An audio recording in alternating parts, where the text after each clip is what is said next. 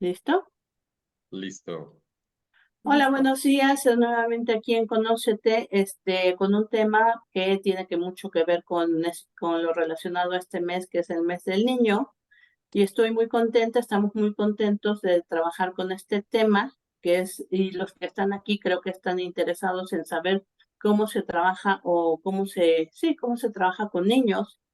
Y estoy muy contenta también porque el día de hoy se encuentra, como siempre, está Elena.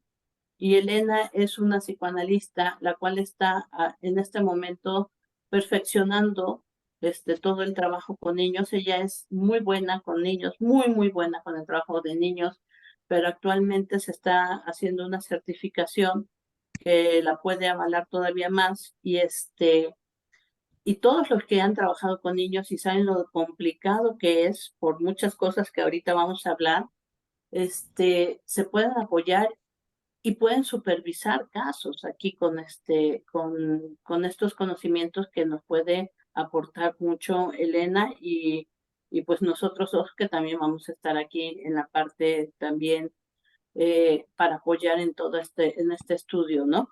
Entonces, bienvenidos. Así Dejo la es. palabra. Claro que sí. Va a ser un gusto nuevamente coincidir en esta ocasión, en estas charlas mensuales que estamos teniendo. Justamente por eso elegimos, ya que en México, pues se festeja el Día del Niño, básicamente, y como, digamos, comentario histórico, ¿no? Van a saber que yo siempre tomo esta parte más como académica, complementando la parte clínica. Desde 1924 se festeja en México el Día del Niño el 30 de abril. En aquel tiempo era presidente Álvaro Obregón y era secretario general de Educación José Vasconcelos. También sabemos que el Día del Niño a nivel mundial no es como un festejo único, porque cada país tiene como su propia fecha. ¿Qué pasa? La ONU establece el 20 de noviembre como el Día de la Niñez, pero recordemos que la niñez, la infancia, niños y niñas, no se festejan a manera de felicidades, sino a manera de recordar que son un grupo vulnerable. El colectivo más vulnerable y cuando hay conflictos, o sea, todo esto surge después de la Primera y la Segunda Guerra Mundial, porque cuando hay conflictos armados, cuando hay enfermedades, cuando hay muertes, cuando hay escasez de alimento, el grupo más vulnerable son los niños. Ahora, en la parte clínica, en la parte psicoanalítica, en la parte psicológica, también debemos recordar esta parte. ¿Por qué? Hasta hace relativamente poco tiempo no se contemplaba a la niñez como un periodo importante. Simplemente se contemplaba como seres humanos y ya cuando llegaban como 8 o 9 años que ya habían sobrevivido, ya se les empezaba a tomar importancia. Pero ocurre un cambio social apenas a finales de 1800, a principios del 1900, y empieza a tomarse en cuenta justamente la niñez como un periodo importante. Y aquí vamos a rescatar justamente, no sé si recuerdan, en 1905, este texto de 3 ensayos para una teoría sexual, donde ya, por lo menos desde el psicoanálisis, tenemos un referente que nos hace saber que la niñez es un periodo relevante, es un periodo importante a partir del cual lo que ocurra va a determinar también lo que va a pasar en la vida futura de las personas. Y ya me clavé de lleno, disculpen. No, y yo quisiera complementar, digo, Elena nos va a hablar muchísimo de esto, entonces quisiera nada más complementar esta parte, ¿no? O sea, si se acuerdan cuando se desarrolló o cuando sacó a la luz la de 3 ensayos de la sexualidad que los desarrolló Freud, hubo muchísima controversia, mucha controversia.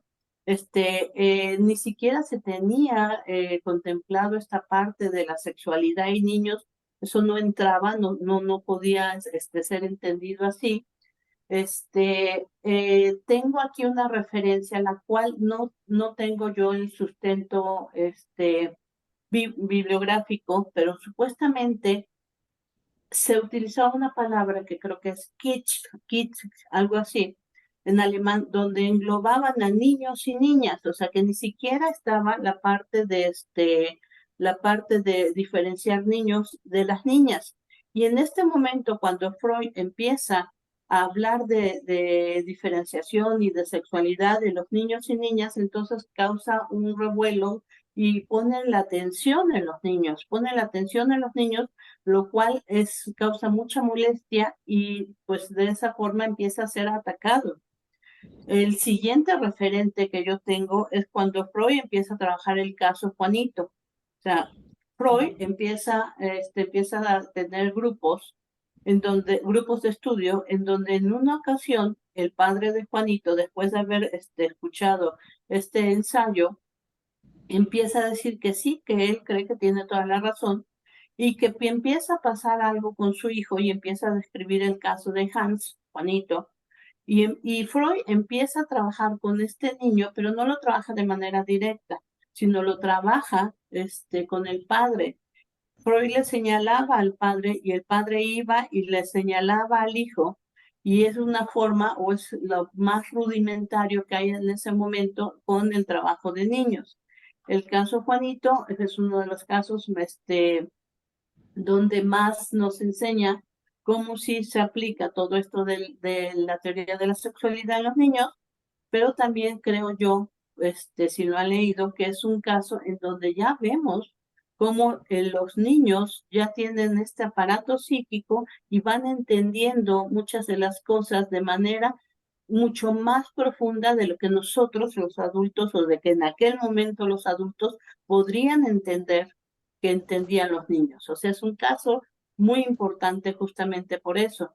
Habla de las fobias, habla de esta sexualidad, habla de la madre, habla del deseo del Edipo, justamente, habla del Edipo, y todo esto fue llevado justamente de manera indirecta por Freud, y él nunca trabajó realmente con niños de manera directa, sino esta fue la parte con donde tuvo mayor acercamiento. Posteriormente otros autores sí lo hacen. Anna Freud, pues justamente pues es su especialidad. Melanie Klein, que era uno de sus estudiantes, es su especialidad, lo toma más adelante y empieza ya a trabajarse justamente con esta parte de los niños, ¿no? Hasta aquí dejo.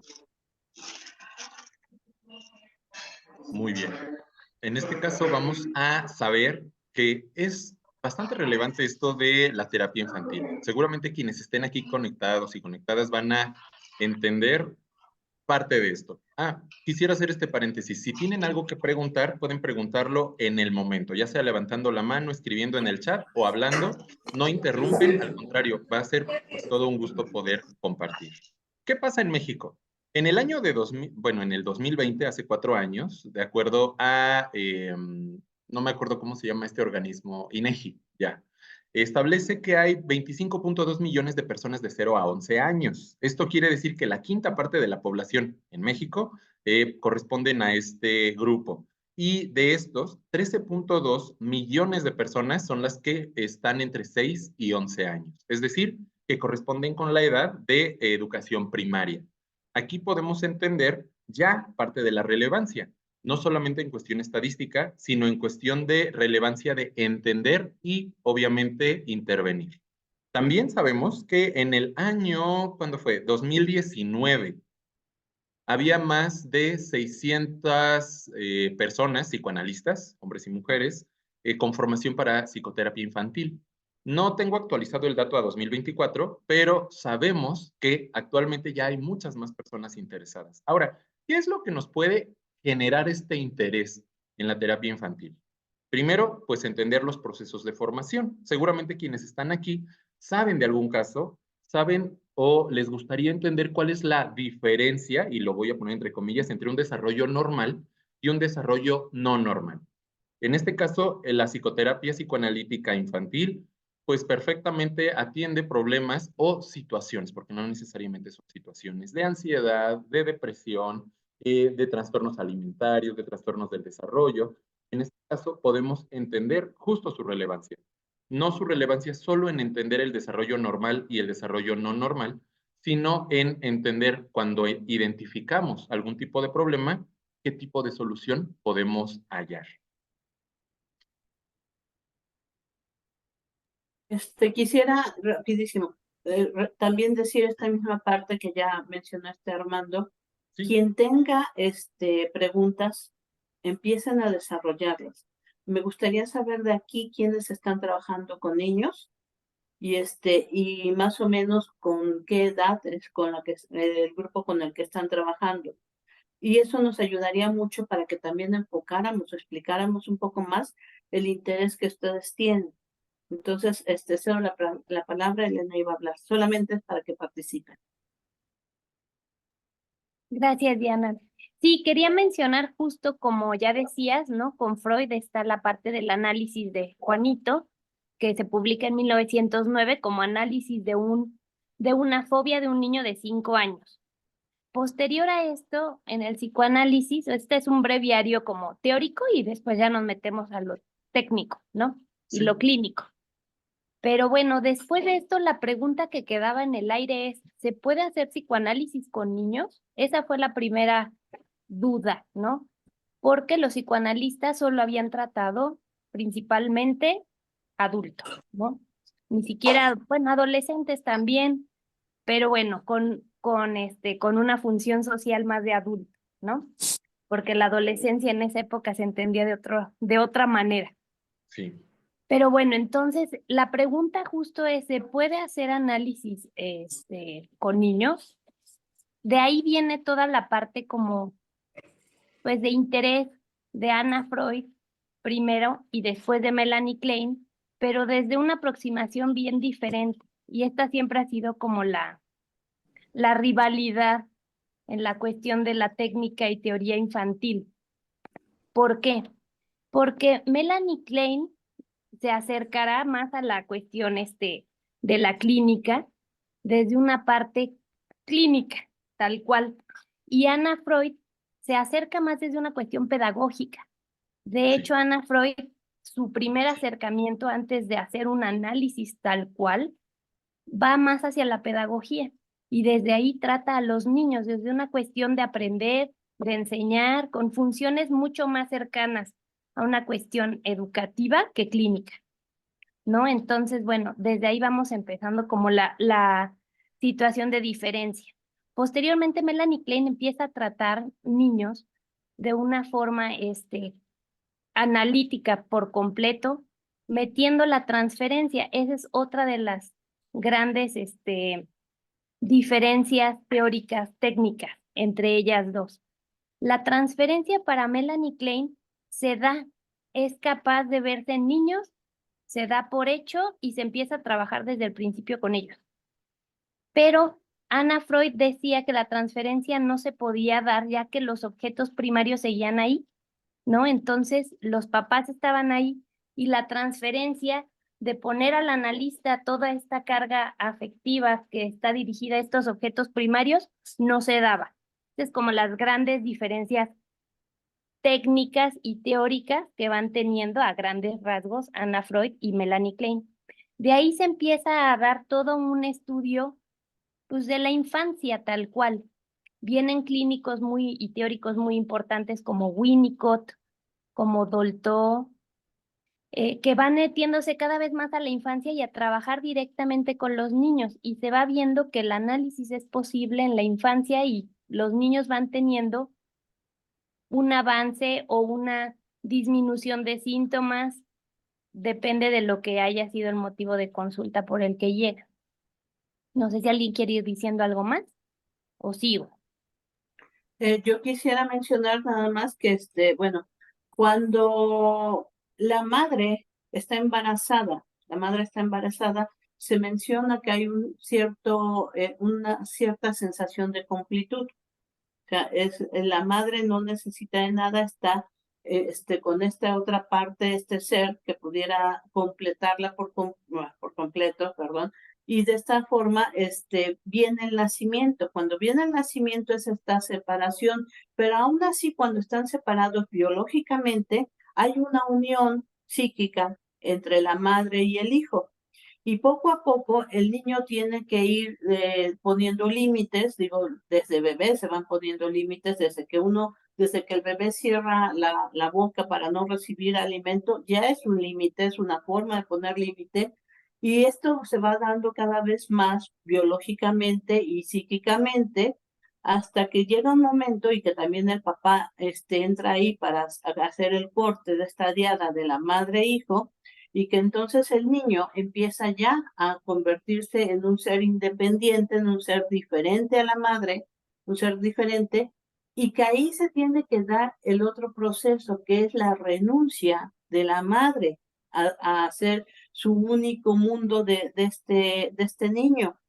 Y aquí entonces creo que es importante, y Elena creo que va a continuar con esta idea, es cuando empezamos a ver que el niño empieza a ser otro ser, que empieza a ser diferente a la madre, y que entonces la madre lo tiene que permitir. Si no lo permite, entonces empieza a depositarse o empieza a ver cuestiones que ya empiezan a manifestarse en los niños y que nosotros vamos a ir viendo, y muchos de ustedes no podrán decirme o no podrán llevarme la contra en este sentido, que a veces muchos decimos, es que quien necesita el análisis son los padres, no necesariamente el niño, porque a veces vemos que los niños son el depositario de todas estas partes que están los padres poniendo en él, y que de esta manera el niño sí se puede ir resolviendo y tiene que entender qué es lo suyo y qué es lo de los demás para que entonces se pueda trabajar, pero sí, el hijo muchas veces es una especie de síntoma de lo que está sucediendo en esta familia, ¿no? En este caso, vamos a entender al síntoma no como algo negativo, no como tener fiebre o tos, sino como la señal de que algo no está funcionando como debería, como señal de que de manera interna, a nivel personal o desde acuerdo al esquema familiar, no están funcionando las cosas de acuerdo a lo esperado. Entonces, muchas veces el síntoma se manifiesta principalmente en los niños. Vamos a entender que el funcionamiento mental de las personas sí es diferente dependiendo de si somos neonatos, de si somos infantes, o sea, niños pequeños, si somos niños en este rango de primaria, 6, 12 años, y si somos mayores. Y en ese sentido se hace esencial o se hace muy relevante entender estas diferencias para poder entender cómo intervenir. Cuando somos adultos, sentamos a la persona en el sillón o la acostamos en el diván, le pedimos que asocie libremente, exprésate, habla, porque cuando llegamos a la adultez, cuando llegamos al estadio de desarrollo genital, de acuerdo al psicoanálisis freudiano, ya somos capaces de simbolizar aquello que está ocurriendo y somos capaces de verbalizar lo que está ocurriendo. Lo que no verbalizamos, lo actuamos, lo que sí verbalizamos, lo podemos resolver o entender. Pero en el caso de adolescentes y de niños, no ocurre de esa manera. ¿Por qué? Para empezar, esta autonomía que tenemos en la adultez aún no se ha desarrollado cuando somos infantes o cuando somos niños o niñas. Entonces, ahí, como Elena mencionaba hace rato, hablando de la teoría de Melanie Klein, están las figuras importantes, están estos objetos, la figura paterna, la figura materna, y siempre hay un vínculo de dependencia, siempre hay un referente que nos mueve hacia ellos. Podemos disfrutar de la escuela, podemos disfrutar de otras personas, pero al final es este vínculo materno o este vínculo paterno el que van a determinar muchos de los fenómenos que van a ocurrir en este periodo. Y no se trata de un periodo de tiempo. O sea, no es como que Elena tenga 2 años y yo ya sé cómo piensas. No es que Diana tenga 6 años y por eso ya estás en este otro momento. Al contrario, en la terapia infantil, en la terapia con adolescentes, vale la pena entender primero cómo funciona psíquicamente la persona para que podamos intervenir y de esa forma sabemos que con los niños, más que preguntarles, oye, ¿qué está pasando? Lo que hacemos es la terapia de juego o la evaluación de juego diagnóstica, porque la forma en cómo muestran lo que hay en su mente, cómo muestran su realidad psíquica, es más actuándola, es más compartiéndola que necesariamente hablándola como nosotros aquí en esta sala, la mayoría seguro somos adultos, y que podemos hablar de estos significantes, que podemos hablar, que podemos simbolizar y entender, más o menos ponernos de acuerdo de lo que estamos hablando.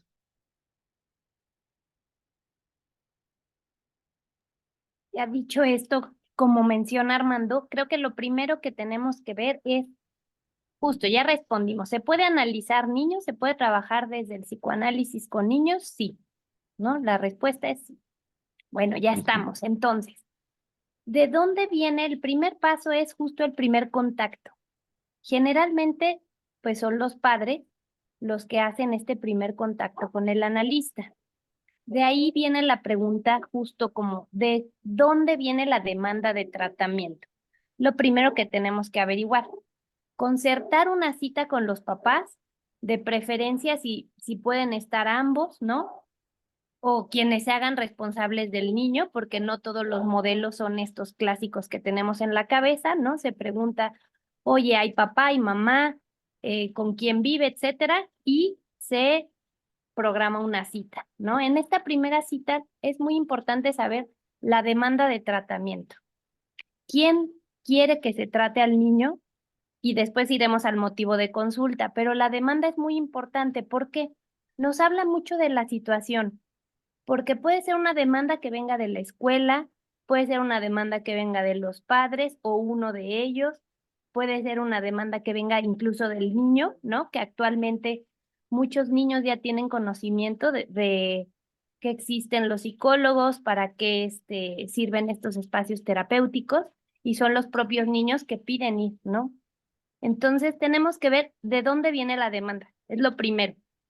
¿Por qué? Porque esto nos lleva a muchas cosas, por ejemplo, para predecir apego de tratamiento, ¿no? No es lo mismo que la escuela sea la que demanda y los padres no tengan conciencia de por qué la demanda, porque esto pues nos predice un poco que cuando vengan vacaciones, por ejemplo, se acabe el ciclo escolar, etcétera, probablemente vaya a haber un abandono de tratamiento, ¿no? En términos muy prácticos. Entonces, bueno, sabiendo la demanda, tenemos que ir al motivo de consulta. El motivo de consulta va a ser primero de los padres, ¿no? Entender ahí por qué y qué ve cada padre, ¿no?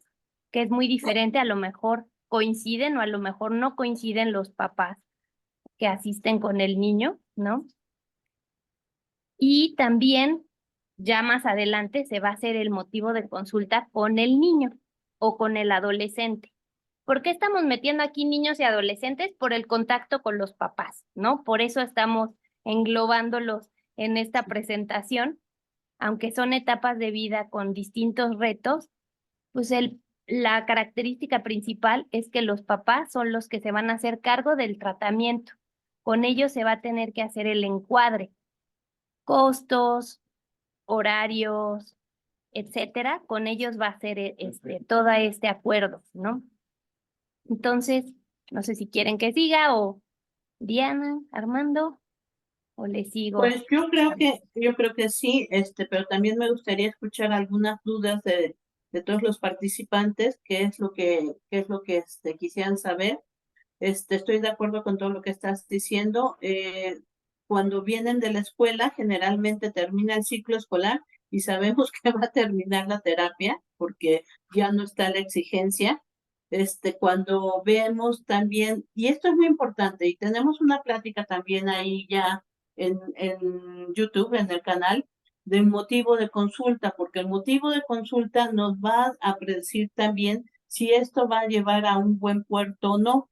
Y muchas veces en la actualidad, como ya lo dijo Elena, no, Armando, ya los niños ya saben de que existe el psicólogo y que ellos mismos están pidiendo, y muchas veces ellos llegan y su motivo de consulta difiere con el motivo de consulta de la escuela o con el motivo de consulta de los padres. No dice, es que mi papá dice que quiere que no sé qué, pero yo lo que realmente quiero es tal cosa. Y eso es muy importante, o sea, el motivo de consulta. Si no hay motivo de consulta, no vamos a poder trascender en esto. Y una anécdota, digo, y un comentario también es que en la actualidad también hay psicoanálisis de bebés. Digo, y eso será otro tema, no quiero ya meter, pero también quiero señalar que ya también en la actualidad se trabaja con bebés en esta área del psicoanálisis. Por favor, algún comentario, háganos saber, ¿no? Aquí Mientras vamos a saber que a diferencia de la psicoterapia psicoanalítica o del psicoanálisis como tal en adultos, donde nos ponemos de acuerdo con la persona que llega a consulta, por lo general, y Elena lo dice muy bien, debemos ponernos de acuerdo de forma múltiple, tanto con el infante o la infanta, pensando en este lenguaje inclusivo, pero con la institución educativa muchas veces, con la institución judicial, porque también a veces es una cuestión ahí en lo familiar, con los papás o con tutores, porque muchas veces los intereses son diferentes. Hablando de psicoterapia infantil y de psicoterapia con adolescentes, siempre va a haber un tutor. Siempre va a haber a alguien, no a quien le vamos a rendir cuentas, porque tampoco se trata de, mira, en esta sesión hablamos de esto, de esto, de esto. No, pero sí va a haber un representante o un responsable del tratamiento. Alguien que por lo general, cuando somos niños y adolescentes, no somos nosotros los que sacamos de nuestro bolsillo y le pagamos al analista, sino que llega el padre, la madre, algún responsable, a veces alguna institución que costea el tratamiento y que también tiene una demanda para el tratamiento. En ese sentido, yo les comentaba a mis compañeras, a Diana y a Elena, yo hace un par de años dejé de dar terapia infantil porque con los niños es una maravilla. Se cierra la puerta del consultorio, estamos jugando, estamos simbolizando, estamos resolviendo, pero además de a puerta cerrada con el niño, con la niña o los niños, necesitamos también tener las sesiones con los tutores, con los responsables. Y muchas veces digamos, los motivos o las demandas no coinciden del todo. Entonces, hay analistas y hay terapeutas infantiles que perfectamente lidian con eso, que perfectamente lo hacen, lo disfrutan, y ya vemos terapeutas que no disfrutamos tanto de esta diferencia, ¿no? Entonces, justamente ahí Elena es la que puede dar como un toque más. No es que sea difícil, o sea, no estamos diciendo que sea un infierno, que sea lo peor, no, sino son estrategias diferentes. Cuando se trata de terapia o psicoterapia infantil y con adolescentes, a cuando se trata con adultos, que casi siempre es el adulto el que llega, solicita el servicio, te pones de acuerdo con el adulto, estableces el motivo de consulta con el adulto y haces una serie de estrategias muy específicas para la terapia en adultez y con adulto mayor. Pero cuando se trata de adolescentes y niños, también debe haber un acuerdo con el tutor. Y ese es un elemento distintivo. Sí, justo ahí es esta parte donde uno tiene que hacer equipo con los padres o los tutores del niño. ¿Por qué? Porque ellos también forman parte del, no quiero decir éxito, porque no es que nos midamos tal cual en este sentido, pero bueno, de que se progrese adecuadamente en el tratamiento, ¿no? Y que el niño vaya resolviendo y elaborando los temas por los que viene y tenga una mejor dinámica pues en la escuela, con ellos, en la familia, ¿no? Entonces, bueno, es muy importante que detectemos la demanda, pero nosotros no vamos a trabajar sobre la demanda de tratamiento. Vamos a trabajar en el motivo de consulta del paciente, que puede ser distinto al motivo de consulta de los padres o de la escuela. Y justo como el psicoanálisis en adultos, nosotros no trabajamos con los síntomas directamente, trabajamos con toda la dinámica y todo el mundo interno del niño. Esto quiere decir que no es que nos van a traer a un niño porque está bajando de calificaciones y nosotros nos vamos a concentrar en que suba calificaciones, ¿no? Lo que quiere decir es que nos vamos a concentrar en su mundo interno para entender qué está pasando ahí, que su energía mental está puesta en otras cosas y no al servicio de aprender, ¿no? Por ejemplo. Entonces, bueno, es muy importante hacer equipo. Y actualmente también hay otro reto más. No solo se trabaja con los padres, también se trabaja con todo el mundo o las esferas sociales del niño, incluida escuela, otros profesionales de la salud. Muchos niños ya tienen pues trabajo con neurólogos, nutriólogos incluso, depende el caso, depende la problemática que se quiera trabajar. A veces estos niños ya tienen otros terapeutas que tratan otras cosas, etcétera. Entonces, al final acaba siendo un trabajo multidisciplinario. Nosotros sí tenemos que hacer contacto también con ese mundo, no estamos aislados y nos interesa saber qué pasa en esas esferas para poder ayudar, pues a integrar toda la parte de la vida del niño ahí adentro, ¿no? Entender. Es muy importante, como decía Armando, establecer encuadre con los papás. Se tiene que explicar justo cómo funciona, ¿no? Explicar la confidencialidad a los padres es muy importante.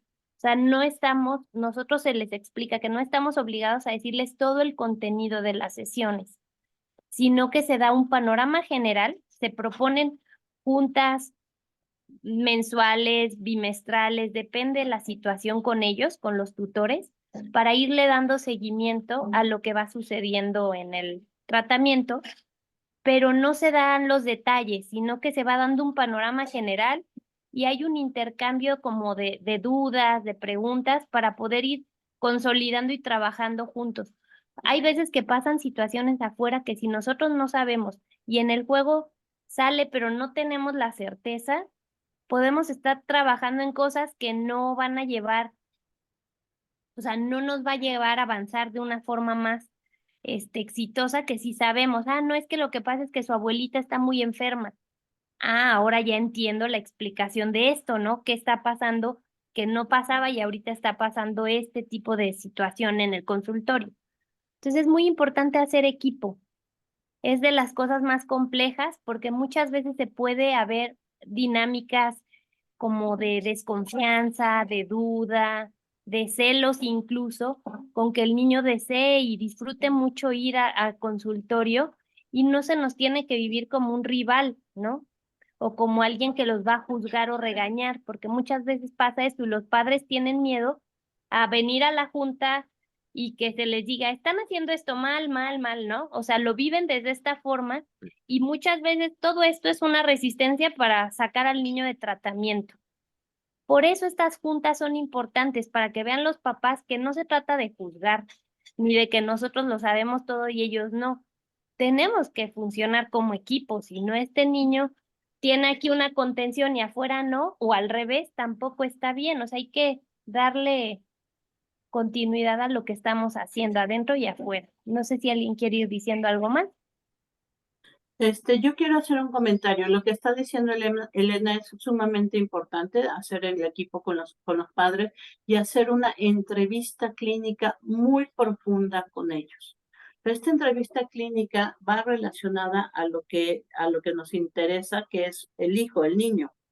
Y muchas veces los papás llegan con una gran angustia y llegan con problemáticas que nosotros vamos a ver que repercuten obviamente en el niño, pero que empiezan a hablar de ellos y que no están hablando necesariamente del niño. Y nosotros tenemos que tener la capacidad para señalar que esto es de ellos y esto es lo que nos interesa, nos ocupa, que es del niño. Y podemos empezar a diferenciar ahí o empezar a distinguir cuál podría ser la problemática. Muchas veces llegan fusionados y el discurso pareciera que es el de los padres y del niño juntos. Y tenemos que estar viendo ser finos nosotros para empezar a entender el material del niño. Nosotros estaremos preguntando desde si fue deseado, si fue planeado, si querían niño, si querían niña, cuáles son los nombres que tenían en su cabeza para ponerle, por qué le pusieron ese nombre, cómo fue el parto, cómo vivieron el parto, cómo vivieron las noticias de que estaban embarazados, cómo fue el nacimiento, cuáles eran las expectativas, qué querían, ahí van a entrar hasta los abuelos. ¿Cómo se le ha hablado al niño de toda la información en general? ¿Se le ha hablado de sexualidad? ¿Qué nombre le utilizan para hablar justamente de cuando hablan de sexualidad y, por ejemplo, de las partes del cuerpo? Para que nosotros podamos entender su lenguaje y que si el niño nos está dando una información, nosotros entendamos de qué nos está hablando. Y toda esta información también se les dice a los padres que es información muy valiosa y que se la vamos a dar o se la vamos a compartir al niño. Porque nosotros vamos a escuchar la información del niño, pero también vamos a dar una retroalimentación de esta información que nos están dando los papás para que el niño vaya entendiendo también un poco más su historia y entonces vaya hasta, es curioso porque estaba diciendo, por eso es que me llamo así. O, es por eso que me dicen de tal forma. O sea, a lo mejor mi apodo es de otro nombre cuando yo no me llamo así. Ya entendí. Y esa es la información que nosotros se la vamos a dar. Y hay casos en donde los papás dicen, bueno, sí, esto, pero no quiero que se entere mi hijo de esta información. Y también nosotros les decimos, hay algo que usted quiere que se omita, Y ahí es donde sale esta información que nos dicen, sí, yo no quisiera que se entere de que a lo mejor en algún momento dado pensé en que no querría estar embarazada o algo así, ¿no?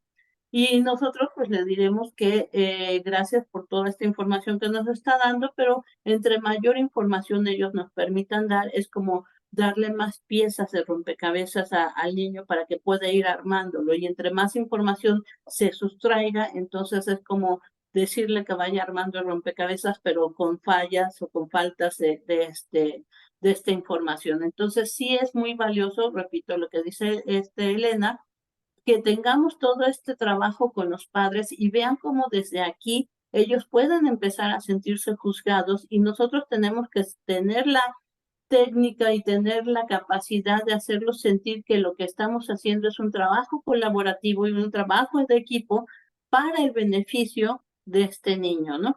Entonces, se necesita mucho trabajo. Antes, digo, hay varias corrientes, pero antes se decía que solamente se trabajaba con el niño y se salía. Posteriormente se dice que se tiene que trabajar también con los papás para justamente hacer este equipo. Como dijo Elena, no vamos a revelar la información de lo que está sucediendo. Es más, cuando se hacen estas juntas, muchas veces le pedimos a los papás que nos informen qué cambios son los que han visto en el comportamiento de los hijos, más que darles nosotros información, pedimos que ellos nos den información, ¿no? Para que podamos tener esta retroalimentación y hay que hacer un trabajo de bordar fino para que ellos nunca vayan a sentir que nos estamos juzgando o que ellos están sintiendo que están haciendo mal el trabajo, ¿no? Aquí lo dejo. Parte de el trabajo en la terapia infantil, y esto es bien importante, no omitirnos a nosotros como especialistas. Esto lo comparto si es que hay alguien aquí que todavía no tenga la formación en terapia infantil, porque a veces es muy angustiante para el terapeuta, sobre todo para quien tiene un recorrido corto en cuestión de atender, qué hacer, cómo ponerme de acuerdo con los papás o con tutores, cómo intervenir con los niños, qué materiales debo tener o cuál no debo tener. Aquí vale la pena aclarar que una de las partes más lindas del trabajo es que nosotros no nos omitimos, somos un elemento esencial. Cuando ocurren este tipo de situaciones, muchas veces, voy a poner de ejemplo a Gaby porque me aparece justo su nombre, no por otra razón, pero vamos a pensar que Gaby apenas lleva a su primer paciente infantil, ¿no? Y que es en edad de kinder o en edad de primaria y de repente tiene el temor de que, ¿y qué tal si sale algo que no sé manejar? ¿O qué tal si se me sale de control, ¿no? Como estas angustias muy personales de parte del terapeuta. Y aquí es donde yo quisiera como compartirles. Ok, pueden salir temas que a lo mejor no se pueden controlar, pero en realidad es un también entender el contexto. Cuando los padres nos reclaman o reclaman, cuando no es posible ponernos de acuerdo o identificamos estas resistencias de que no confían en nosotros porque somos los metiches, de que sienten que les podemos regañar, justo es el momento en que se lo mostramos.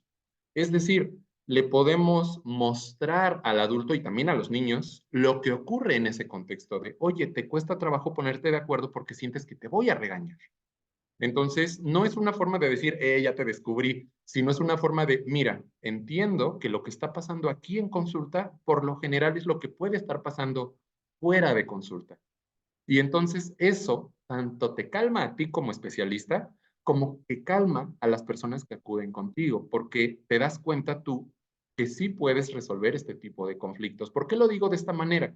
Porque sobre todo para quienes vayan empezando los primeros años es muy angustiante.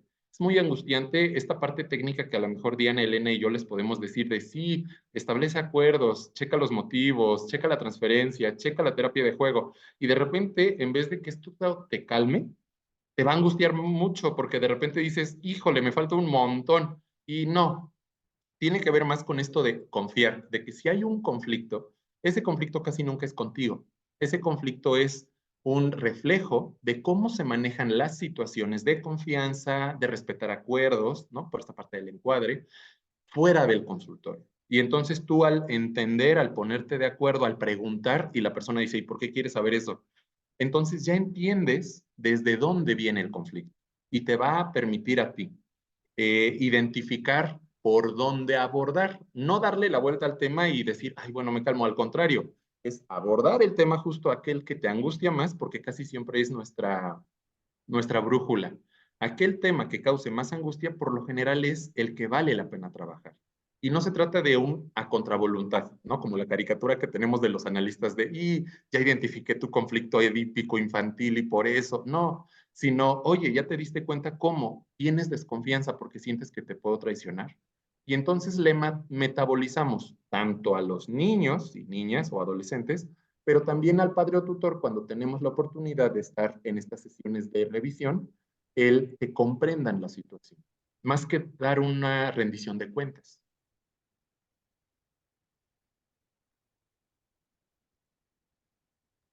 Justo yo quería decir también a los papás les tiene que enseñar y se les tiene que explicar cómo funciona la terapia, ¿no? Eso es muy importante.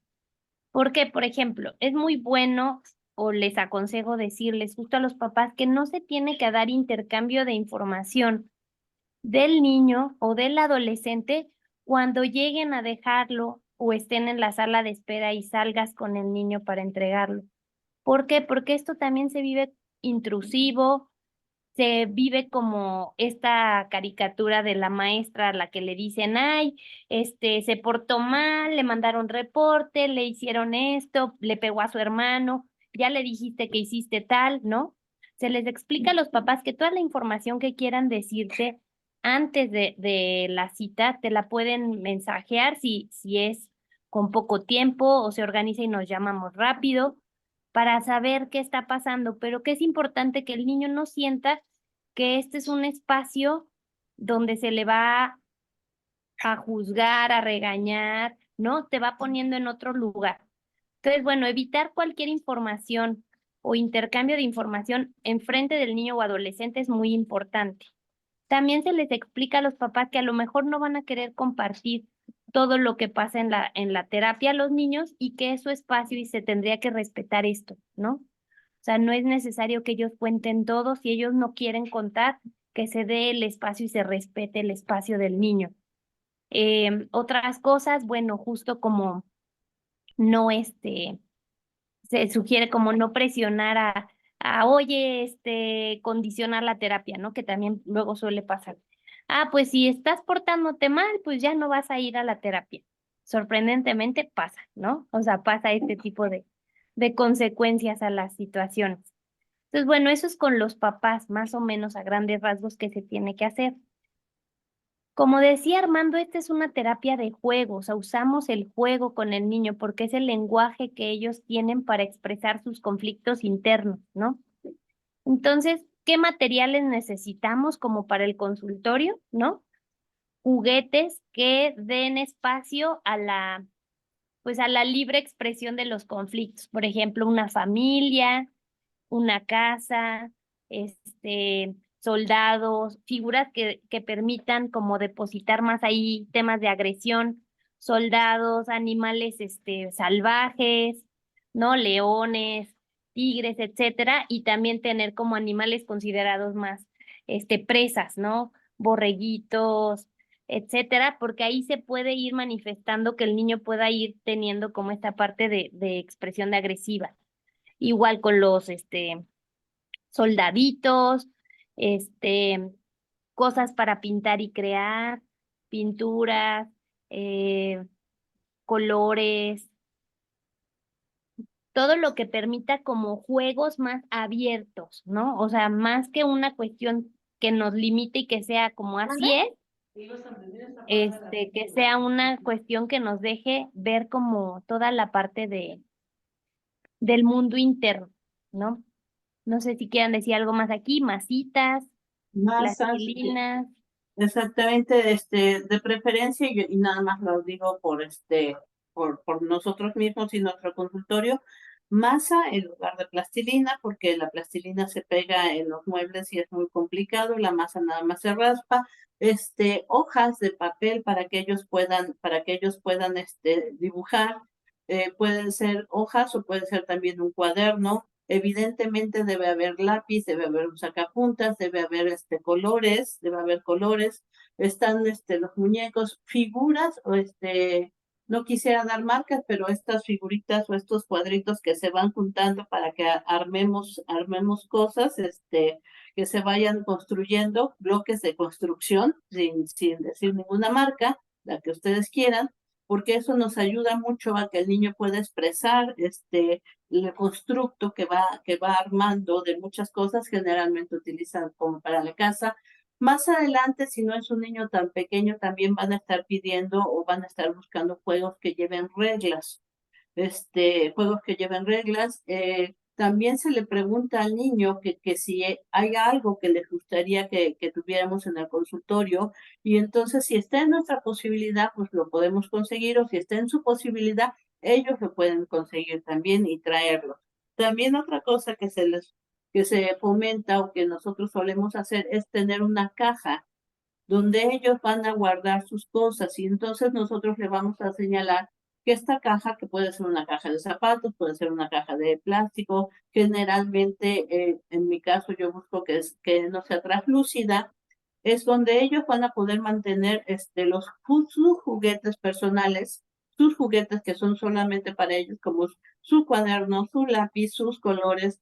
A lo mejor les doy una masa, también yo les propiciaba algunas canicas, la familia que ellos mismos construyeron, la familia que ellos escogieron, y que esa la voy a resguardar yo. Y que hay una caja o hay otros juguetes que están a disposición de todos. Entonces están los juguetes que son de su pertenencia y los juguetes que son para todos los demás. Y esto también les va a dar la idea de que nosotros vamos a proteger el contenido de ellos y no vamos a estar permitiendo que todo el mundo pueda accesar a él. Y esto no solamente es otros pacientes, sino también sus papás, que no vamos a permitir que estén siendo, que el contenido de ellos esté siendo visto por todos. Por eso es que no utilizo esta caja translúcida. Melanie Klein tenía mucho el uso de agua y el uso de fuego. Actualmente, algunos sí se atreven a utilizarlo, otros no. Si ustedes tienen en su consultorio un baño o algún lavabo, pueden utilizarlo un poco más fácil el agua, que también es un ente que va a representar muchas cosas, y el fuego también, que algunos sí lo llegan a utilizar, otros no, dependiendo del consultorio y de las situaciones, y que también deberíamos tener nuestro cuidado de cómo se puede utilizar. Algunos utilizan tener alguna cubeta con algunos cuidados, en donde ahí se puede hacer una pequeña, no es incendio, es quema, ¿no? Alguna pequeña quema. ¿Y qué es lo que quiere representar? Se puede sustituir eso también nada más con dibujos diciendo aquí hay fuego o aquí hay agua, y hasta ahí, ¿no? Pero sí vamos a empezar a ver que hay elementos que nosotros vamos a decirle que son de la comunidad y elementos que son solamente para ellos. En este caso, y como complemento, voy a explicar. Justamente el comportamiento de los niños en el consultorio va a estar vinculado a nosotros una vez que ya se establezca la alianza terapéutica y ya nos tengan confianza. Cómo se comporten con nosotros, por lo general, es cómo se comportan con sus figuras de autoridad. Entonces, suele haber este reflejo de si hay confianza o no, si se da esta parte del secreto, de la duda o esperar una agresión. En contraste, con adolescentes pasa lo mismo. Cómo se comporten con sus figuras de autoridad, por lo general es como se comportan con esta nueva figura de autoridad que de forma simbólica, bueno, somos nosotros. ¿Y por qué lo digo esto? Acaban tanto Diana como Elena de explicar qué elementos necesitamos para el consultorio en la psicoterapia infantil. En la psicoterapia con adolescentes contrasta un poco porque a lo mejor no es que requiramos o necesitemos estos materiales. Por ejemplo, con terapia infantil de preferencia videojuegos no. Juegos de mesa de preferencia no, a menos que el niño o la niña lo comenten o lo traigan y ya podemos entender esta dinámica. Con adolescentes pasa algo bien chistoso. Ya Freud dice, el máximo logro de la adolescencia es el deshacimiento, es decir, soltar, la norma familiar. Esto quiere decir que sí hay una norma familiar, pero a la vez hay una especie de cuestionamiento. Les voy a comentar solo a manera de paréntesis y ahorita ya regreso con ustedes. Hace unos años atendí a una adolescente y la primera sesión, ya después de haber hablado con su mamá, en la sesión esta de entrevista con la mamá, y cuando llega al consultorio le digo, puedes tomar asiento. Perfecto. ¿Dónde puedo tomar asiento? Donde quieras. Muy bien. Agarra y se sentó en el suelo. Y en ese momento fue en el suelo. Y me senté en el suelo también y ya me siento en el suelo. Y entonces la adolescente puso una cara como sorprendida y dice, ay, perdón. Entonces ya se levanta y se sienta en el sillón. Y entonces es donde, no en ese momento, pero posteriormente le pude comentar cómo ella esperaba que yo fuera como una figura de autoridad, ¿no? Ya en ese tiempo tenía más claro si era papá o mamá o alguna figura, y tú esperabas que yo te regañara si no hacías lo que yo quería. Y ya desde ahí se puede mostrar. Aquí tengo otro caso, es un adolescente que apenas voy a comenzar a atender, me pidió consulta por mensaje. Entonces ya le pido, ¿qué edad tienes? ¿Qué hace que necesites de mi apoyo? Me responde y entonces en este último mensaje me dice, te veo este día a esta hora, ¿verdad? Y su último mensaje es, solo quería saber si podría darte un abrazo. Gracias. Y entonces ya desde el contacto estamos notando desde dónde te coloca y desde dónde se puede comenzar a trabajar. El niño no te lo va a preguntar, el niño te va a abrazar. El niño o la niña se levanta y te da el abrazo. El adolescente ya puede que lo pregunte y a partir de aquí recordemos que es tan importante tener los materiales necesarios, hojas, plastilinas, colores, tijeras, todo esto, agua incluso para quien sea el valiente que tenga agua en el consultorio. La mayoría no lo tenemos porque también tenemos papeles, libros, muebles y esas cosas, pero también es importante que solo son herramientas y que lo realmente esencial no te quiebres la cabeza por tenerlo todo, todo, todo, todo. Ya tengo el listado, ¿no? La casita, la familia, los juguetes, todo. Sino cómo se utilizan. Es decir, que lo relevante es el vínculo que estableces con el paciente o con la paciente. Porque a partir de ahí se trabaja. Esa es la definición de psicoterapia. Un intento por comprender y modificar el funcionamiento mental, cuya herramienta central es el vínculo entre el terapeuta y el paciente. Y en ese sentido, también tú tener la confianza de que a lo mejor te falta un color.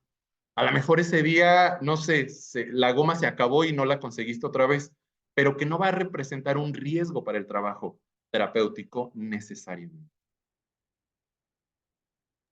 Sí, justo es una oportunidad como para trabajar qué pasa cuando falla algo, cuando fallan las figuras, cuando no se sienten como del todo escuchados, lo que sea que haya pasado, como se interprete, pues es una oportunidad para trabajarlo, ¿no? También se pueden incluir juegos, set de juegos para juegos simbólicos, o sea, por ejemplo, platitos para la comida, o sea, actividades que son parte de su vida diaria, ¿no? Importantes, ir al médico, ¿no? Un jueguito del doctor, etcétera, porque nos va dando como espacios para que representen también las angustias que viven en sus distintos contextos ahí en el consultorio, ¿no?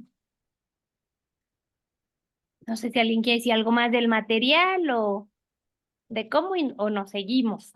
Yo Nos digo seguimos. que nos sigamos, Ajá. nada más mencionaría que que otra cosa, para que no se me pase, es cuando quieren jugar algún juego con reglas, la oca, el ajedrez, serpientes, escaleras, la que sea, nosotros no les damos las reglas. O sea, nosotros les decimos y navegamos así con banderas de ignorantes, no sé cómo se juega, ¿no sabes? No sé, tú explícame.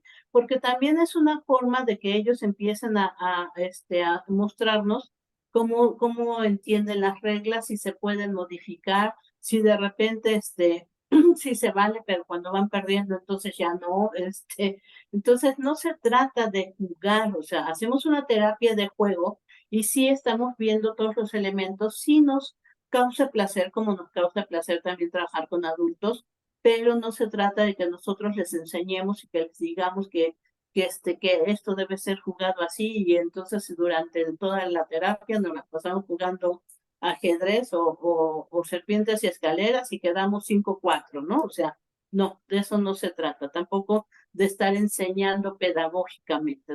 Esta es otra forma, es terapia de juego. Hasta ahí le dejo, Elena, no sé si quieres continuar. Y que justamente la propuesta es que el analista se plantea para el niño como un objeto nuevo. O sea, y este objeto nuevo va a plantear opciones de vinculación distintas, de depositar ciertos contenidos en él para trabajarlo, ¿no? Y se va haciendo el trabajo conjunto, pero el analista tiene que estar ahí disponible para el lugar en el que el niño lo quiera poner, ¿no? Por eso es muy importante cuando llega un niño a sesión, en la primera sesión, bueno, se habla con él, ¿no? Un poquito mientras se va proponiendo explicación de cómo funciona el espacio, ¿no? Oye, ¿por qué vienes acá, no? ¿Qué te platicaron tus papás? Yo ya los conocí, platicamos esto, me contaron esto, ya más o menos sé que esto y esto. Oye, ¿sí será así como me dijeron ellos o tú cómo lo ves, no? Entonces ya empieza el niño a contar él su propia historia. La narrativa viene de él. Entonces nosotros ya empezamos a trabajar un poco con el mundo interno del niño y con lo que los papás nos dijeron de ese niño, ¿no? Entonces vamos trabajando. Se les explica la confidencialidad, la frecuencia, la duración, reglas básicas, como que él propone juego, vamos a jugar lo que él quiera, como él quiera, ¿no? Solo que hay que, no se vale golpear, ¿no? No se vale destruir el consultorio, ¿no? Este, reglas generales que uno tiene que tener claro, que se recoge 5 minutitos antes de que se acabe. Oye, 5 minutitos antes voy a decirnos, ya se nos va a acabar el tiempo. Recogemos, o sea, todas las reglas para que el niño sepa también cómo va a funcionar y a qué viene, ¿no? Muchas veces está la fantasía de la primera sesión de ir al médico, porque esto es lo que conocen los niños. Entonces, consideran como si van a ir al médico y entran y ven un diván y dicen, la sala de exploración, me van a revisar, me van a vacunar, ¿no? Entonces, todo esto también se habla. No, pues aquí no es como el doctor que tú conoces, ¿no? Aquí hablamos de emociones, de lo que te gusta, lo que no te gusta, de lo que no te atreves a platicar con nadie, de lo que sí, etcétera, ¿no? Entonces se va trabajando con el niño el encuadre para que él también sepa que viene. No tenemos que asumir como esta posición de, bueno, entonces tú vas a ir aprendiendo en la marcha. No, el niño nos va mostrando también lo que va necesitando hacer. Entonces, en esta temática, las sesiones empiezan así. El niño llega al consultorio y va a dejar, él va a ser el que lleve como el tenor del día, ¿no? Quiero jugar esto, quiero jugar al otro, ahora ya no, ahora sí, ahora quiero hacer esto. Entonces, por ahí nos vamos haciendo. El juego es libre, es como la asociación libre del adulto. El niño tiene que tener la libertad de proponer el juego todo el tiempo y nosotros lo iremos acompañando, jugando, interpretando lo que vamos viendo, preguntando, aclarando, ¿no? O sea, se va haciendo como toda esta parte de técnicas terapéuticas, pero con el trabajo del juego del niño. Exactamente, y también vamos a ir viendo, por ejemplo, que a veces se quieren llevar las cosas del consultorio, que a veces no quieren recoger el consultorio.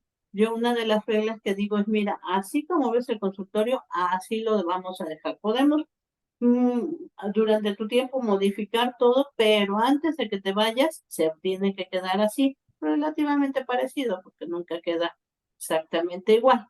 Y nosotros vamos viendo y vamos trabajando también con eso, si son capaces de seguir las reglas, si las quieren romper a propósito, si quieren llevarse alguna cosa, si traen alguna cosa, también se les puede permitir que ellos traigan y muchas veces dicen, y es que lo quiero poner en mi caja, y ya con eso estamos interpretando también el material que nos están queriendo dar y que quieren que nosotros lo estemos cuidando y nosotros vamos avanzando con ellos. ¿Cómo vemos, o sea, cómo sabemos que sí estamos trabajando con ellos? Una de las cosas, antes de que se me olvide, no pedimos cuadernos, no le estamos diciendo a los niños, cómo vas en la escuela, si el niño saca el tema, pues adelante, pero no es que nosotros seamos pedagogos, que queremos saber si ya subieron o bajaron las calificaciones. Nosotros ese no es nuestro trabajo, pero la idea es que nosotros vamos a ir viendo que el niño va avanzando antes de que nos lo diga el papá, la mamá o los maestros, porque hay una característica en los niños que ellos empiezan a hacer un juego y muchas veces es repetitivo, repetitivo, repetitivo, de repetitivo, y nosotros vamos haciendo las intervenciones y de repente el juego muta y empieza a lo mejor ese juego a hacerse más grande, le pone más elementos, y ahí es cuando nosotros vamos viendo que sí se están acomodando piezas y luego se van haciendo más grandes y luego va cambiando más y va mutando el material. Si se dan cuenta, es lo mismo que pasa con un adulto. O sea, el paciente llega con un discurso, llega con una forma de actuar y de repente va mutando y esto va creciendo, su esfera psíquica va creciendo. En el niño se pasa lo mismo, pero se ve en el juego y ahí podemos ir viendo, inclusive pueden decir es que vamos a jugar fútbol, obvio, si hay pelotas, por favor que sean de espuma, que no sean duras, que no sean balones, ¿no? Pero entonces va diciendo quiero jugar al fútbol, quiero jugar al fútbol, y de repente dicen, bueno, vamos a dibujar. Y eso es una señal que nosotros tenemos que estar al tanto de por qué está cambiando el material, qué sucedió.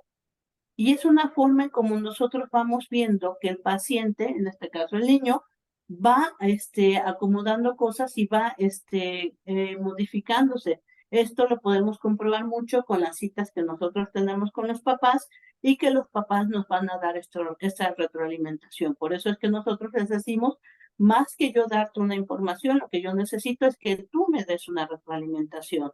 Y entonces ahí vamos viendo estos cambios. Elena, no sé si quiere seguir o Armando. Adelante. Yo sí quería decir otra cosa, como cómo incluir con el niño cualquier cosa que sepamos de afuera, ¿no? Es muy importante, por ejemplo, cuando hay una demanda de citas escolares, cosa que pasa mucho. Entonces hay que decirle al niño, o sea, tenemos que ir a la escuela o por Zoom, depende de cómo se pueda pensar, ¿no? Y se le informa antes de ir, oye, me están llamando de tu escuela, este, ¿cómo te sientes con eso, no? ¿Qué te parece? Están pidiendo una cita, quieren platicar conmigo, voy a hablar con tal y con tal. Yo no le voy a contar nada de lo que tú me has dicho, de hecho yo no voy a contar lo que está pasando aquí porque es tu espacio, pero es importante escuchar lo que ellos me tengan que decir, ¿no? Y se trabaja con el niño siempre, o sea, nosotros no podemos aliarnos con esta parte secreta de no decirle las cosas. El niño tiene que tener claro si vamos a ir, cuándo vamos a ir. Es más, si hasta sabes el día y el horario, decirlo es importante. ¿Por qué? Porque a veces nos pudiera estar esperando, nos puede estar viendo, nunca sabemos cómo puede ser la reacción. Entonces no es, o sea, no hay que traicionar la confianza de nuestro paciente, que es el niño. Siempre tiene que estar al tanto de todo. Pero bueno, sí hay demandas justo de terceros, de información, y ahora es muy común que las escuelas, el departamento de psicología, quieran contactar con el terapeuta, ¿no? Entonces, nuestro papel ahí es más ir, escuchar, entender qué está pasando, cómo lo ven, qué hace, qué no hace, cómo socializa, lo que nos esté importando conocer y dar algo de información, pero muy reservada, o sea, no estamos obligados a dar información personal del niño ahí, para nada, pero sí escuchar y entender cómo lo viven allá para poderlo integrar acá. Entonces, en la siguiente sesión que se tenga con el paciente, explicarle, oye, fui a la escuela, conocí a amistad, me dijeron esto, me dijeron lo otro, me platicaron tal, tú ¿cómo lo has visto? A veces coincide, a veces no coincide con lo que el niño vive. Entonces, siempre es muy importante como integrarlo a la parte real de lo que nos va a estar solicitando el ambiente. Aquí Jazz Jiménez dice, me gustaría saber más de eso, de la parte de ir a la escuela o qué sería Jazz, ¿qué te interesaría saber? ¿Qué puedo decir de manera general? Bueno, se puede decir, estamos trabajando la parte de la socialización, estamos trabajando el enojo, estamos trabajando el manejo de afectos, o sea, muy general, porque es una parte importante, o sea, la escuela no necesita tener este los detalles, porque pues es vida privada del estudiante, ¿no? Tampoco creo que se tenga que compartir. Ah, no, sí, es que están divorciados y tal y cual. No, más bien se pregunta, ¿cómo es la comunicación con su papá? ¿Cómo es la comunicación con la mamá? ¿Quién viene a juntas? Este, ¿qué pasa con la parte de la atención en la escuela? ¿Está poniendo atención? ¿Se distrae? ¿Cómo se lleva en el recreo? ¿En el recreo se junta con alguien? O sea, cosas más informativas, ¿no? Y se puede decir, bueno, sí, estamos trabajando su autoestima, o sea, cosas en términos más coloquiales para que la escuela también tenga conocimiento de qué se hace, pero muchas veces pasa que la escuela nos demanda estrategias y también tenemos que explicarles que hay veces que hay estrategias que uno puede dar como psicoanalistas y hay veces que no.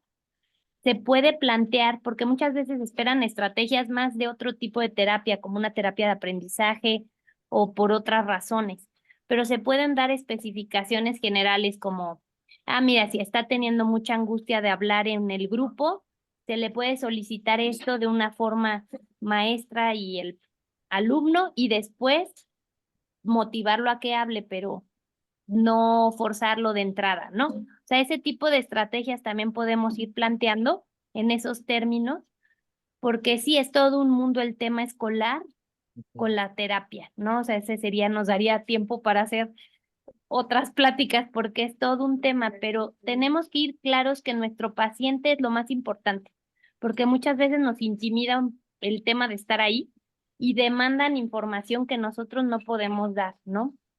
Entonces, bueno, no sé qué Exactamente. dudas tengan para aprovechar. Exactamente, yo también quisiera comentar, o sea, cuando uno va con la escuela y la escuela dice, pero ¿qué tenemos que hacer, no? Y esperan algo un poco quizá más conductivo, conductual, inclusive, tenemos que tener a favor a la escuela, porque si no, ellos mismos les dicen a los papás que eso no es lo que ellos están esperando, porque muchas veces lo que quieren es que nosotros demos estrategias para que el trabajo de ella sea más fácil, evidentemente, porque son muchos niños. Y nosotros lo que podemos empezar a hacer, díganos ustedes cuáles son las reglas. ¿Por qué? Porque ¿de qué se trata esto? O sea, no se trata de que al niño le hagamos un mundo diferente o un mundo especial. O sea, el niño tiene que estar integrado entonces en ese mundo. Y si ese tiene las reglas o tiene esas reglas, entonces ver cómo hacer o ver cómo el niño tiene que encajar en ese mundo. También entonces pudiéramos cuestionar, bueno, ¿para qué son esas reglas o qué es o cuál es el objetivo que usted está buscando con esas reglas? Y nosotros intervenir y de explicarle, no es que vayamos a dirigir, no somos pedagogos, o sea, nosotros explicarle al niño, mira, pues es que hay esta regla, y voy a poner algo, un ejemplo muy burdo, pero por ejemplo, para que lo entendamos, mira, hay un semáforo y la regla dice que cuando está en color rojo, pues uno se detiene. Y no es porque uno quiera que no quieras, que no vayas a seguir caminando, sino está explicando que es para el cuidado tuyo, porque si uno cruza en rojo, pues vienen otros carros que les toca verde y tú resultas lastimado. Entonces, con este ejemplo lo que estoy tratando de decir es que le traducimos al niño para qué son esas reglas. Y empezamos a cuestionar por qué él querría romper esas reglas, o sea, o cuáles serían las reglas que a él le gustaría que estuvieran, o cómo serían las reglas. Si estamos hablando entonces ya de su mundo interno, pero más que decirle, oye, no, es que tú tienes que obedecer a la maestra, pues digo, eso se lo han dicho los maestros y no ha funcionado, por eso está en terapia. Entonces, lo que tendríamos que estar viendo es qué es lo que está buscando la escuela y también tendríamos que estar evaluando con los papás si ellos están de acuerdo con eso, porque muchas veces un papá, mamá, o sea, una familia mete a un niño a una escuela donde no están de acuerdo. Y entonces el niño es quien la pasa bastante mal. Por ejemplo, voy a dar esto de muchos meten a niños a escuelas de religión, con tinte religioso, y ellos no creen en seguir estas reglas de la religión. Entonces el niño se la pasa mal porque pues tienes que ir, no sé, a ciertos rituales cada determinado tiempo y él no lo hace y entonces entra un conflicto de a quién debo obedecer. a mis padres o debo obedecer, por ejemplo, a la escuela? Y ahí tendremos que estar evaluando también a los padres, no evaluando a los padres, sino evaluando con los padres de por qué están tomando esta decisión. Si esa es la escuela que mejor les queda según su forma o su creencia de ver la vida. Y empezar a discernir también qué está sucediendo ahí. A lo mejor es por tradiciones que mi abuela ahí nos metió, bla. Entonces, ver qué está sucediendo ahí, porque suceden mucho estos conflictos de lealtad. ¿A quién le tengo que hacer caso? Y el niño pues no sabe discernir y no puede tomar esas decisiones en ese momento. Aquí lo dejo. En este caso es, bueno, más bien un manejo de tiempo. Ya son 10:22. Elena, adelante. De hecho, quería decir justo como muchas veces se va a la escuela con los papás. O sea, y la entrevista están papás y uno presente y escuchamos los tres o los dos o quien haya ido. A veces solamente piden al terapeuta y a veces también se incluyen a los papás. Entonces, esa es una buena forma también de hacer equipo, ¿no? Porque ahí estamos todos escuchando e intentando, pues, conocer qué pasa para hacer lo mejor que sea para el paciente. Pues como dice Armando, nos queda poquito tiempo. No sé si quisieran mejor hacer preguntas, dudas, comentarios. O yo también quisiera proponer que a lo mejor si están interesados en una segunda parte, también pudiera ser, porque ¿qué es lo que vamos a ver? O sea, en la infancia también hay retos que tienen que pasar los niños. Y entonces, ¿qué es lo que qué es lo que nos debe estar llamando la atención? Uno es entender cuáles son los retos de vida del niño y cuáles no son los retos de vida que están sucediendo. O sea, lo que consideramos normal, por ejemplo, el Edipo, o por ejemplo, la parte de la sexualidad infantil, algo así, y que de repente sale o sobresale otras cosas que supuestamente no tendrían que estar pasando por esa etapa. Y eso nos tiene que estar llamando la atención. Yo, por ejemplo, pensaría, pues a lo mejor podríamos ver todos los retos de vida en la etapa infantil y eso nos daría un cierto parámetro de ver qué es lo que está saliendo, como las rebabas, yo diría, en los juguetes, y ver qué es lo que también se tiene que estar trabajando. Eso es otro punto. Pero quisiera también saber qué opinan o qué piensan con todas las personas que están aquí escuchándonos y si quieren hacer alguna otra. Mira, aquí están escribiendo. Dice, se me fue la pregunta, ¿alguien la tiene? Dice, sugiero la segunda parte para que nos comenten sobre interpretación en los juegos. Eso es muy interesante y es muy valioso. Y si ustedes tuvieran casos, pues también, y también hacer la invitación de que si ustedes están trabajando con niños, pudieran hacer la supervisión para que entendieran también de otra manera qué quizá es lo que nos están tratando de decir. Siempre es importante o valioso tener una segunda visión, ¿no?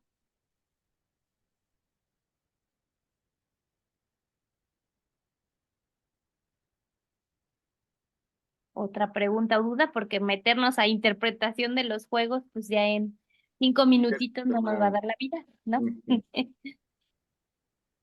Estoy a favor de tener otra parte, ¿no? También para dar chance de hablar de adolescencia, ¿no? Que casi hoy nos centramos en infantil, ¿no? También en una cuestión de adolescente hay términos técnicos interesantes que hay que tener claros, ¿no? Y ahí haría un comercial también.